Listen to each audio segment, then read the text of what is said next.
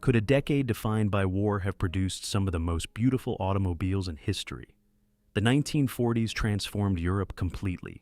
The great handcrafted coach-built bodies from before the war began to disappear, while a new generation of designers pursued cleaner, lighter, and more aerodynamic lines. Today we'll discover the most beautiful European cars of the 1940s. Leave a like, subscribe to the channel, and get ready.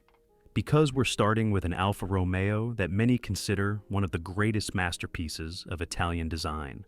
1949 Alfa Romeo 6 C2500 SS Via d'Este. This Alfa Romeo didn't receive its name by chance. In 1949, one of these Berlinettas competed at the prestigious Villa d'Este Concours d'Elegance on the shores of Lake Como.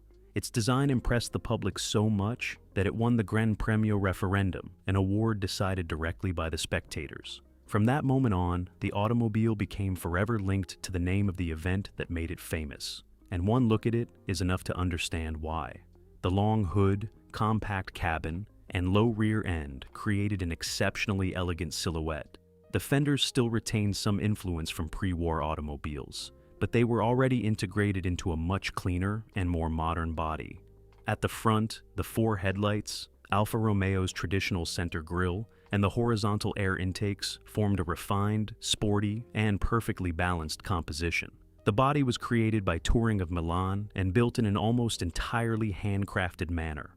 Only 36 examples were produced, and the subtle differences between them reflected the individual wishes of each customer. The Via d'Este earned its place on this list because it successfully united two eras. It still preserved the exclusivity and craftsmanship of the great pre-war automobiles, but its more integrated lines already anticipated the future of the great Italian Grand Tours.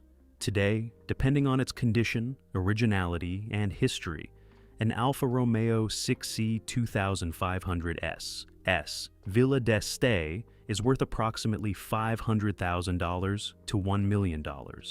But while this Alfa Romeo represented controlled and perfectly balanced beauty, the next automobile took European elegance into a far more dramatic territory. 1949 Talbot-Lago T26 Grand Sport. If the Alfa Romeo Villa d'Este represented balance, the Talbot-Lago T26 Grand Sport represented pure French drama. Talbot-Lago delivered its chassis to some of Europe's most prestigious coach builders, allowing each customer to transform it into an almost one-of-a-kind creation. Names such as Saucik, Figoni et Falaschi, Dubose, and Jean Barrou developed completely different bodies on the same platform. That is why there is no single appearance for the Grand Sport. Some examples featured long hoods, extremely low rooflines, and rear sections that flowed like a teardrop. Others adopted more extravagant designs, with abundant chrome, sculpted fenders, and details created to stand out at concours d'Elegance events. Only around 32 short-wheelbase Grand Sport chassis were built, all intended to receive custom coachwork. That means many examples display significant differences, and some are truly one of a kind. The T26 Grand Sport is on this list because it represents one of the final moments of the great French coach building tradition. It wasn't simply designed, it was dressed to measure, like a haute couture creation crafted from metal. Today, its value depends heavily on the body style, condition, and history. A 1949 Barrou-bodied coupe sold for €961,250 in 2024, while a 1949 Grand Sport convertible reached $2.04 million in 2023. As a result, the most important examples can be worth approximately $1 million to well over $2 million. But the next automobile completely abandoned that handcrafted extravagance. 1948 Porsche 356. Unlike the extravagant French automobiles we've just seen, the Porsche 356 found beauty in simplicity.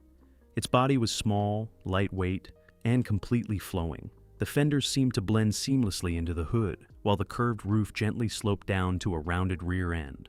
There were no large grilles or excessive ornamentation.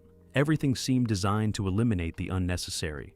The first automobile to officially bear the Porsche name was the 356 No. 1 Roadster, Licensed for road use on June 8, 1948, and built in Gmünd, Austria, that example featured an aluminum body and became the starting point of the brand's entire history.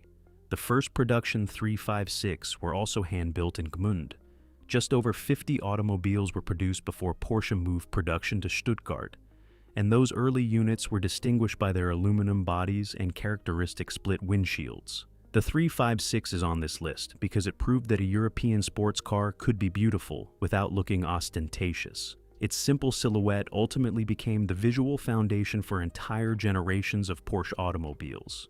Even decades later, it's still possible to recognize these proportions in the brand's modern models.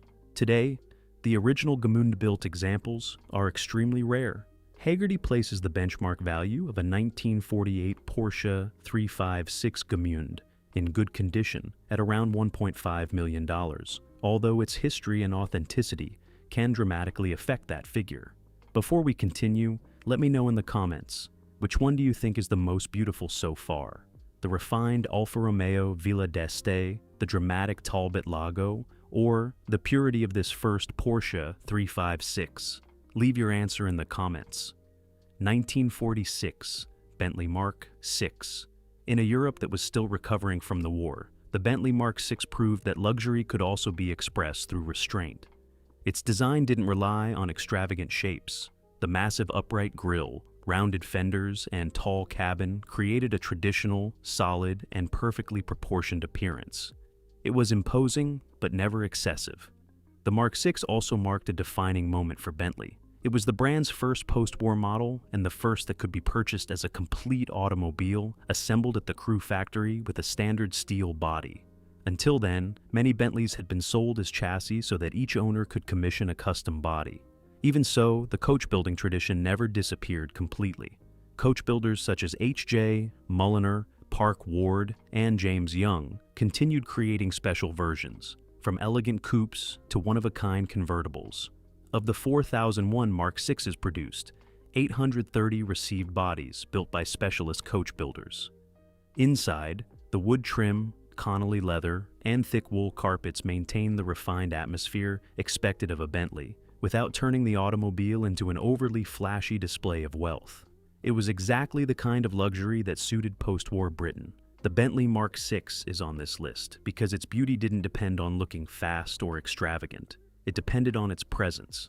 Today, many standard-bodied sedans are worth approximately $30,000 to $50,000, while the special coach-built versions can easily exceed $100,000. 1947, Cisitalia 202 GT. This automobile wasn't just one of the most beautiful cars of the 1940s. It also changed the way designers understood the shape of a sports car. Before the Cisitalia 202, many automobiles still looked like they were made up of separate elements.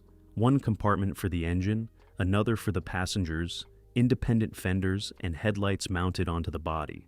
The design created by Pininfarina almost completely eliminated that division. The hood, fenders, headlights, and cabin seemed to form one continuous surface. There were no unnecessary lines or excessive ornamentation. Everything flowed from the low front end to the rounded rear, creating a sense of motion, even when the automobile was standing still. Its appearance was elegant, but also remarkably modern for 1947. The compact proportions, low roofline, and delicate windows helped establish a new image for the Italian Grand Tourer. Instead of copying pre-war extravagance, the Cisitalia showed what the future would look like. Each body was built almost entirely by hand. The aluminum panels were shaped over wooden bucks, a slow and expensive process that limited production to approximately 170 examples. Its importance became so great that, in 1972, the Cisitalia 202 became the first automobile to enter the permanent collection of the Museum of Modern Art in New York. It wasn't treated simply as a historic vehicle. It was recognized as a true work of industrial design. Today, its value depends on the body style, originality, and history. Recorded sales of the Cisitalia 202 family average around $420,000, while the most significant examples have reached approximately $720,000. A good example today can be worth anywhere from around $300,000 to well over $500,000. 1948, Ferrari 166. This automobile represents the moment when Ferrari began transforming itself from a small manufacturer of racing machines into a brand capable of creating grand touring cars for the road. The 166 Inter took the experience gained on the racetrack and wrapped it in far more elegant and refined coachwork. Each example could receive a different body, created by specialists such as Touring, Stabilimenti Farina, Ghia, or Vignale. As a result, some featured smooth, perfectly balanced lines, while others displayed far more daring styling solutions. Its proportions were unmistakably Italian: a long hood, compact cabin, delicate windows, and a rounded rear end. It still retained handcrafted details characteristic of the 1940s, but it already foreshadowed the image of the road-going Ferraris that would dominate the following decade. It was also an extremely limited production automobile. Only 38 units were built between 1948 and 1950, making it one of the earliest and rarest Grand Tourers in Ferrari history. Today, the limited number of sales makes it difficult to establish a fixed value. However, a 1950 Vignale-bodied example was estimated at €700,000 to €800,000 in 2026, meaning that an authentic, well-documented, and well-preserved Ferrari 166 Inter can be worth around that amount or even more. Before we continue, let me know in the comments, which one do you think is the most beautiful so far? The Bentley Mark VI, the Cisitalia 202, or this first Ferrari Grand Tourer? Because the next automobile would prove that the beauty of the 1940s didn't belong only to the great luxury coupes. 1949 Healey Silverstone. This car proved that British beauty could also be lightweight, simple, and completely competition-focused. Donald Healey introduced it in 1949 as a sports car capable of being driven on the road and raced on the weekend. It even took its name from the Silverstone circuit, where it began building its sporting reputation. Its design had a personality that was impossible to mistake. The long hood ended in a narrow grille that concealed the headlights, a solution used to keep the front end cleaner and more aerodynamic. The separate fenders, tiny windshield, and completely open cockpit gave it the appearance of a race car that had simply been made street legal. At the rear was its most distinctive detail. The spare wheel partially protruded from the body and also served as protection in minor impacts. It was a simple solution that reduced weight while reinforcing the car's functional character. Only approximately 105 examples were built between 1949 and 1950, making the Silverstone a very limited production automobile, even by the standards of small British manufacturers. Today, the market benchmark sits at around $136,000, while one example sold for $140,000 in March 2026. Depending on originality, racing history, and condition, the finest cars can be worth considerably more. 1947 Bristol 400. The Bristol 400 was born from an unusual combination of British engineering and German elegance. After the Second World War, the Bristol Aeroplane Company decided to use its aviation expertise to enter the automobile industry. Its first model drew inspiration from several pre-war BMW designs, particularly the elegant 327 Coupe. However, Bristol did far more than simply copy it. The company refined the engineering and manufactured every component to standards derived from the aviation industry. That German influence was clearly visible in its distinctive split grille, long hood, and smoothly rounded fenders. The cabin sat slightly rearward, while the roofline flowed down into a compact rear section, creating a balanced and unmistakably sporting silhouette. It wasn't as extravagant as the Talbot-Lago, nor as modern as the Cisitalia. Its beauty lay in its precision. Every line seemed to serve a purpose, yet the overall design retained a refined elegance that perfectly matched the brand's understated character. The interior also combined leather, wood, and exceptional build quality. The Bristol 400 felt less like a mass-produced automobile and more like a machine carefully crafted by engineers accustomed to building aircraft. Today, the Bristol 400's market benchmark is around $52,500. Although condition, originality, and history can significantly increase the value of the finest examples. 1948 Jaguar XK120. When Jaguar unveiled the XK120 at the 1948 London Motor Show, it looked like it belonged to an era that had not yet begun. Its body was low, long, and completely flowing. The hood sloped down between two curved fenders, while the small cabin and rounded rear formed an elegant silhouette from every angle. It didn't need large chrome accents or extravagant details. Its impact came from its proportions. The car was designed by William Lyons in just a few months and was originally intended to serve as a showcase for Jaguar's new mechanical engineering. However, the public's reaction was so overwhelming that the company decided to put it into production. The first examples were hand-built with aluminum bodies. Jaguar produced around 200 of these before switching to steel bodies to meet demand, which turned out to be far greater than expected. Its lines anticipated many of the European sports cars of the 1950s and helped establish the visual identity Jaguar would maintain for decades.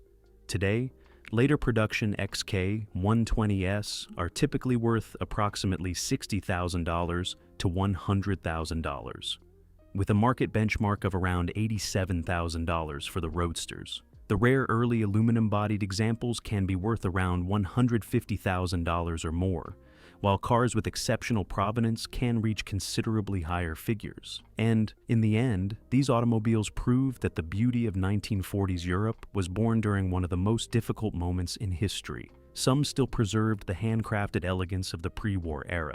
Others began eliminating unnecessary ornamentation, integrating the fenders, and creating the clean lines that would define the great sports cars of the 1950s. Now, I want to know your choice. Which of these European automobiles do you think was the most beautiful of the 1940s? Let me know in the comments and tell us which model you think deserved a place on this list. And if you want to keep discovering the great masterpieces of this decade, watch our video about the most beautiful American cars of the 1940s. Because while Europe was rebuilding elegance, the United States was creating enormous, chrome-covered, spectacular automobiles that represented a completely different vision of beauty. See you there.